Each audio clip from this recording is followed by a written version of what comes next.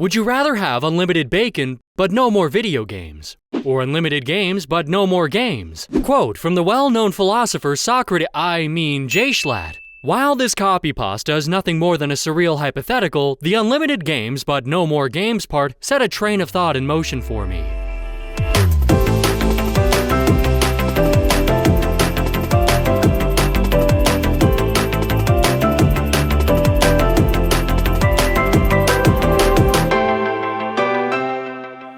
Until the 2010s, AAA game development typically followed a process wherein a given studio would come up with a concept, initiate pre-production, and release the game roughly 3 years later. Let's take Rockstar Games as an example. Until 2013, they released at least one game every year, and then GTA 5 came out. And they went into a 5-year-long winter sleep. Even before that, there were live service, multiplayer-focused games like World of Warcraft or League of Legends. But these were not what major studios preferred. Instead, they focused on linear, single-player games released yearly. However, in my opinion, this was the point where something clicked in the heads of most studios. Why do I think that? Because GTA 5 was a massive success. It sold an estimated 11.2 million copies on its first day, generating over $800 million in revenue. It quickly surpassed $1 billion in sales within 3 days, which was the record for any entertainment property. Mostly, players were interested in the story, but after finishing it, they gave online a chance as well. Although Rockstar has never shared public data about this, experts estimate that GTA Online generated $500 million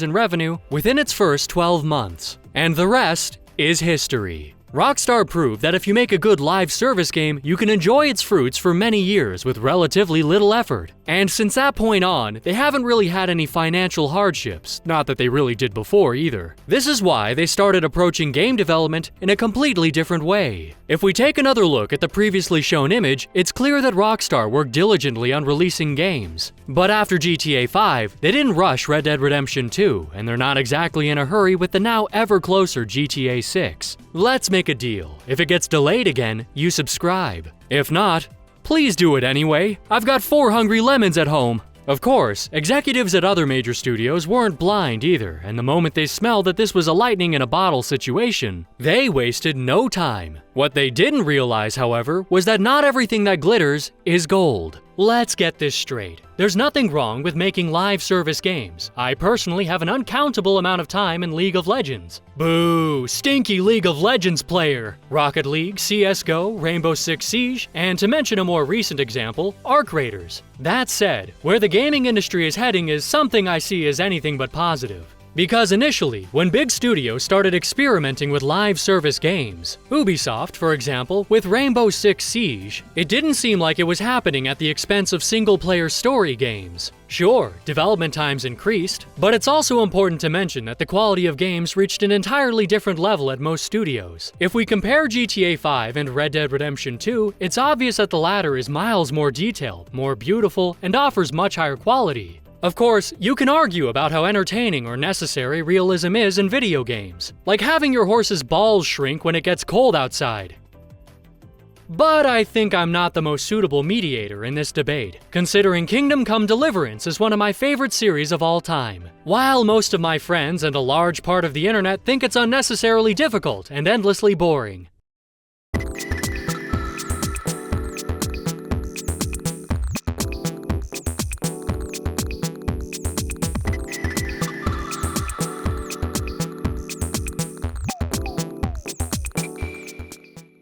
Coming back to Ubisoft, when they first started dabbling in the art of live service games, it seemed like this would be their main shortcut to the honeypot. But as the years went by, it became increasingly clear that they were also preparing something revolutionary in the single-player space. Revolutionary, in this case, means that they wanted to turn their flagship franchises into abominations and steer the studio towards bankruptcy. Which would have happened if Tencent hadn't bought their most famous IPs for a discounted €1.6 billion price. Although I jumped far ahead with this part of the story, the journey is just as important as the outcome. Around 2015, Ubisoft released the last Assassin's Creed with the old gameplay formula, Syndicate. And in the same year, they started flirting with live service games with Rainbow Six Siege. It didn't take long before they continued to market test the following year with Tom Clancy's The Division, Far Cry Primal, and Watch Dogs 2. While these were still the usual open-world, explore every corner of the map games, you could already see a shift towards making every game just a little more similar. All of them were action-adventure games that placed a heavy emphasis on skill trees and filled their worlds with meaningless, repetitive quests. These elements had always been characteristic of Ubisoft games, but from this point on, I feel like they started going a bit too far. In 2017, however, a new era arrived with Assassin's Creed Origins. The game was marketed as a complete reimagining of the series, aligned with modern gaming expectations. But in my opinion, it was nothing more than the beginning of sinking into endless mediocrity. While the general consensus was that this was a necessary step, and many people still look fondly back on Origins, I am not one of them. If we look at the games released afterward, Far Cry 5 and 6, Assassin's Creed Odyssey, Valhalla, and Shadows, Avatar, Frontiers of Pandora, Star Wars Outlaws, just to name a few. You can see that they kept milking the same franchises until they burned out, and when they tried new IPs, they forced the same systems into them that we had already seen a dozen times. That is how they ended up with every single title becoming the perfect definition of a 7 out of 10 game. None of their developments were bad, but none of them were good enough to be worth playing. And because of that, most people didn't even give them a chance, contributing to the previously mentioned near bankruptcy. Now, you could say, okay, but this has nothing to do with live service games. Ubisoft is just greedy and has always prioritized profit. And while you'd be half right, they're not the best example for what I wanted to demonstrate today.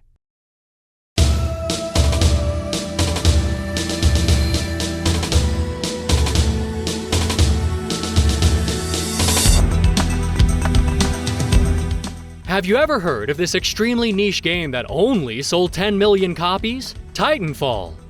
Respawn Entertainment is an American video game development studio that achieved its first major success in 2014 thanks to the game mentioned. The studio didn't rest on its laurels, and in 2016, it tried to reach for the stars again with the release of the second entry in the series. While this attempt wasn't as successful as the first one, they could still be proud that they nearly sold 8 million copies, even during a year when a new Call of Duty and Battlefield game were also released. These successes didn't go unnoticed by none other than Electronic Arts, which decided to acquire the company. This acquisition was completed in 2017. After being acquired by EA, they didn't start kicking back either. They released 2 fairly successful Star Wars games, one Medal of Honor VR game that can safely be called a gigantic flop, and of course, Apex Legends. However, the success of the latter drove the final nail into the coffin of the Titanfall series. After Apex Legends, which is a live service game built on Titanfall's foundations, reached 130 million registered players, EA decided in April of 2025 to lay off around 100 developers and cancel 2 early-stage projects, one of which was very likely Titanfall 3. Based on everything said so far, you could still play devil's advocate and say, okay Lemon, in this one case the success of a live service game really did come at the expense of single-player games. But Titanfall was already partially multiplayer focused anyway, so not that much really changed. I think it's safe to say that I write pretty good questions to invalidate my own examples, right? However, what I think supports my point is that Respawn Entertainment is just one example in a much longer list that I wanted to bring up.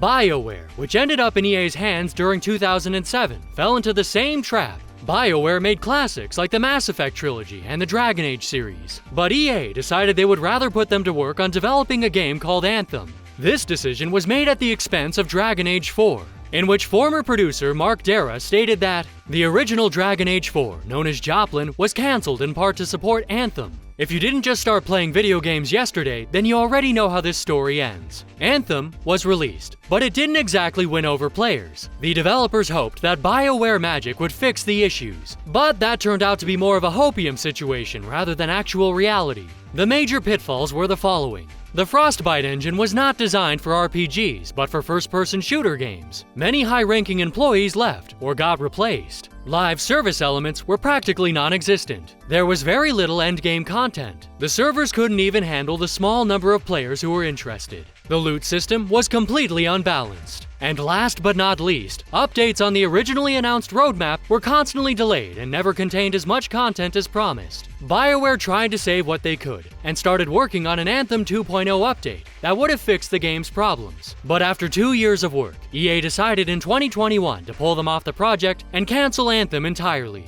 The studio then returned to the abandoned Dragon Age 4, but by their own admission, the developers were burnt out and struggling with mental health issues. Because of this, it's understandable that they couldn't deliver the best possible end result in the form of Dragon Age the Veilguard, which sold only 1.5 million copies, 50% below EA's internal expectations. But if you're tired of me using EA as the example, I have some good news. Actually, scratch that, it's bad news. It seems they're not the only ones who are talented at making bad decisions.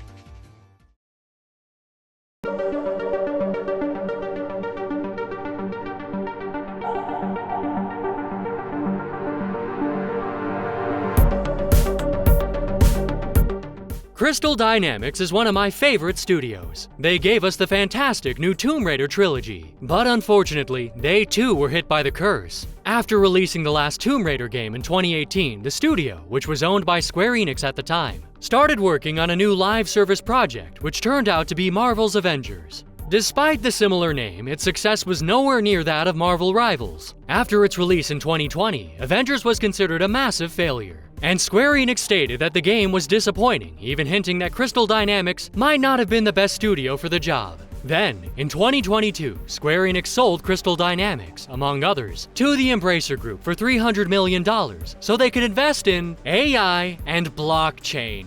And they have the nerve to talk about what's disappointing. Side note, since then, Crystal Dynamics has only worked on remasters, and it was only recently revealed at the Game Awards that they are working on 2 new Tomb Raider games.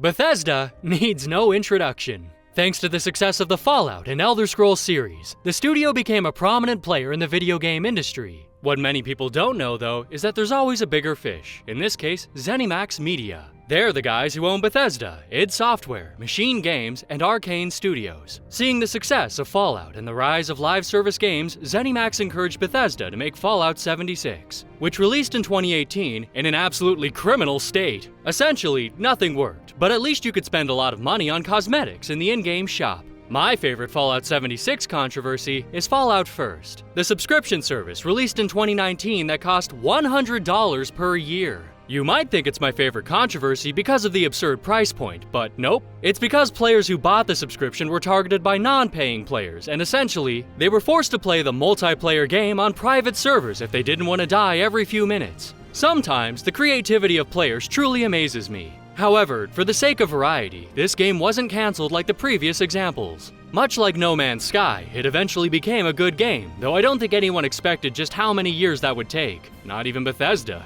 Of course, this also meant that The Elder Scrolls 6, which was announced before Fallout 76 even released, is still nowhere to be seen at the end of 2025. Other than Todd Howard stating just yesterday, for me it's December 17th, by the time you're watching this, it's probably 2077. He wishes that The Elder Scrolls 6 development went a lot faster, but that development is progressing really well. Based on that, the game could release anytime between 2027 and 2029. Which again, serves as an example of how prioritizing live service games leads to single-player games being delayed by years. But you don't even have to leave Bethesda's backyard to find a true live service failure. Arcane Austin served us Redfall on a silver platter. A game that doesn't really deserve more words than that. They made the outstanding Prey in 2017, and after Redfall failed to meet expectations, Microsoft, yet another bigger fish, they acquired ZeniMax in 2021, shut down Arcane Austin in 2024. So if you were hoping for a Prey 2, tough luck. I don't see that ever happening.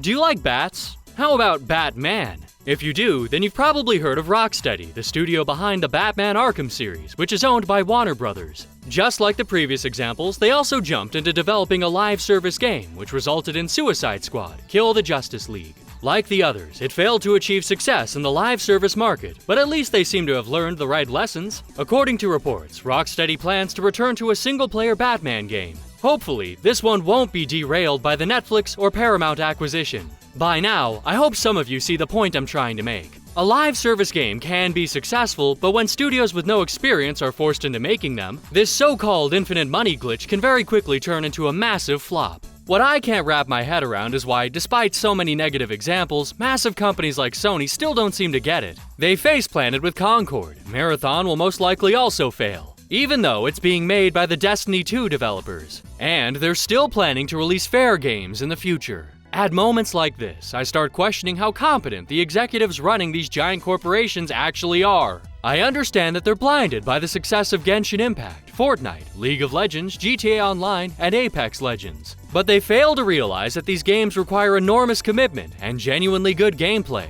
These games aren't successful because they're live service, they're successful because they're good games and also happen to include extremely predatory live service systems. I also get that these companies likely see successful live service games as far more lucrative than successful story-driven games. For example, Baldur's Gate 3, an outstanding game according to both critics and players, generated €430 million in its release year, while Genshin Impact, which had already been on the market for 3 years by then, made roughly €1.2 billion in the same period. Now, I don't want to spend too much time on the detail that Baldur's Gate released in August while Genshin was available all year, because at the end of the day, it doesn't really matter. Even if Baldur's Gate reached €1 billion over 3 years, I couldn't find a source for 2025's revenue, but that feels plausible, if not outright generous. The comparison still falls apart when Genshin has already made 5 times that amount. But this should not be the guiding principle behind game development. If something lacks passion, it shows, and if studios do nothing but chase the money bag non-stop, it'll be their downfall. Unfortunately, it's hard to name studios that haven't been dragged into the live service fever or jumped in willingly, like Remedy with FBC Firebreak. Still, I hope that over time, studios will wake up and will start moving back towards what Larian, Sandfall, and Hazelight represent. That it's not about squeezing every last cent out of players, but about delivering a great experience. And if we look at it, these projects were financially successful, and each of these studios won Game of the Year awards, the highest honor known to man. I know that alone won't pay for the next yacht, but video game development was never meant to be about that in the first place. Thanks for watching the video. I'm incredibly happy that after many years, I finally pushed myself to make essay-style videos. I genuinely love every part of the process. I didn't want to overthink my first video, which is why this doesn't include that many bits yet, but you can expect the videos to improve in that regard in the future as well. If you liked what you saw, leave a like, subscribe, and write a comment. Once again, thank you so much, and never go sour.